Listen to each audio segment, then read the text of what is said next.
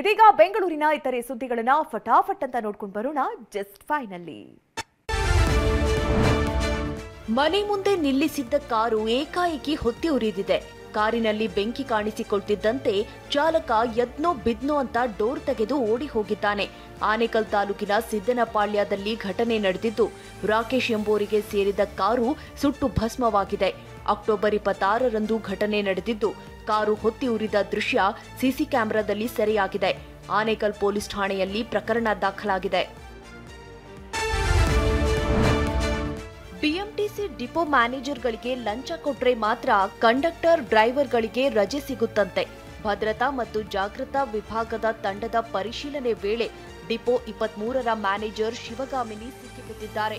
4,900 ಲಂಚ ಸ್ವೀಕರಿಸಿದ್ದು, ಹಣವನ್ನ sanitary ಪ್ಯಾಡ್ನಲ್ಲಿ ಬಚ್ಚಿಟ್ಟು lock ಆಗಿದ್ದಾರೆ. ಇತ್ತ ಡಿಪೋ 10ರಲ್ಲಿ ನಾರ್ತ್ ವೆಸ್ಟ್ ಡಿಸಿ ದಿವಾಕರ್ ಲಂಚ ಸ್ವೀಕರಿಸಲು ಬ್ರೋಕರ್ ಆಗಿ ಶ್ರೀನಿವಾಸ್ ಎಂಬಾತನ ನೇಮಿಸಿದ್ದು ಬಯಲಾಗಿದೆ. ಶಿವಗಾಮಿನಿ ಮತ್ತು ಕಂಡಕ್ಟರ್ ಶ್ರೀನಿವಾಸ್ ಇಬ್ಬರನ್ನ ಸಸ್ಪೆಂಡ್ ಮಾಡಲಾಗಿದೆ.